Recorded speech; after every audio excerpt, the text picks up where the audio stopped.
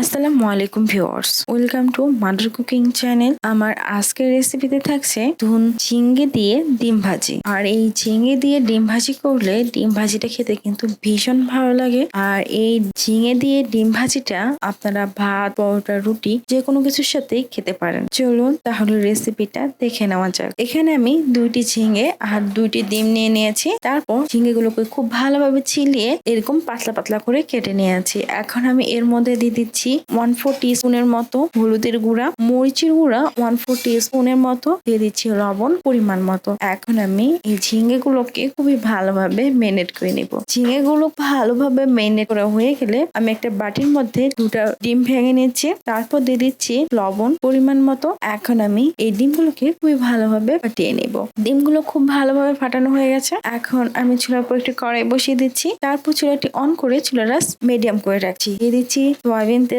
1/4 cup. তেলটা হালকা গরম হতেই আমি এর মধ্যে দিয়ে দিচ্ছি ম্যারিনেট করা ঝিঙ্গে। আমি একটা একটা করে এভাবে ম্যারিনেট করা ঝিঙ্গে দিয়ে দিয়েছি। আমি বেশ কিছুক্ষণ সময় এই ঝিঙ্গেগুলোকে ফ্রাই করে নিয়েছি। এই সময় কিন্তু ঝিঙ্গেগুলোর ওই পাশটা খুব ভালোভাবে ফ্রাই হয়ে গেছে এবং ঝিঙ্গেগুলোর ওই পাশটাতে সুন্দর কালার চলে এসেছে। এখন আমি প্রত্যেকটা ঝিঙ্গাকে খুব ভালোভাবে উল্টিয়ে দিব। খুব ভালোভাবে উল্টিয়ে দেওয়া হয়ে গেলে আমি এই ঝিঙ্গের উপর দিয়ে দিচ্ছি পেঁয়াজ কুচি প্রায় 1/4 কাপ। আমি এই পেঁয়াজ কুচিগুলোকে এভাবে ঝিঙ্গেগুলোর উপর দিয়ে ছড়িয়ে ছিটিয়ে দিচ্ছি। তারপর দিয়ে দিচ্ছি কাঁচা মরিচ কুচি 2 টেবিল চামচ। তারপর আগে থেকে ফাটিয়ে রাখা সেই ডিমগুলোকে এর উপর দিয়ে দিচ্ছি।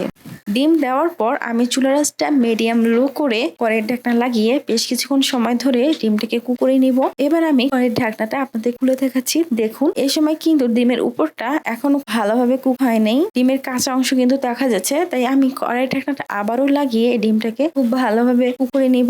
আর হ্যাঁ, এই সময় অবশ্যই চুলার আঁচটা মিডিয়াম লো হতেই রাখবেন, বেশি রাখবেন না, এতে করে কিন্তু ডিমের নিচের দিকটা পুড়ে যাওয়ার সম্ভাবনা থাকবে। এই পর্যায়ে ডিমের উপর পাশটাও খুব ভালোভাবে হয়ে গেছে। এখন আমি 2টা চামচ দিয়ে ধরে এই ডিমটাকে ভালোভাবে উল্টে দিচ্ছি। ডিমটা উল্টে দেওয়ার সাথে সাথে কিন্তু ডিমটা ফুলে উঠতে শুরু করে দিয়েছে। এই পর্যায়ে ডিমটা খুব ভালোভাবে ফ্রাই হয়ে গেছে। এখন আমি চামচ দিয়ে এই ডিমটাকে পিস পিস করে কেটে নিয়েছি। এখন আমি একটা একটা করে এই ডিমগুলোকে উঠিয়ে নিয়েছি। তৈরি হয়ে গেছে ধুন্দুল দিয়ে ডিম ভাজি। প্রিয় দর্শক, এই ছিল আমাদের আজকের রেসিপি। মাদার কুকিং চ্যানেলের আরো এক্সাইটিং রেসিপি নিয়ে আপনাদের সামনে আবার উপস্থিত হব।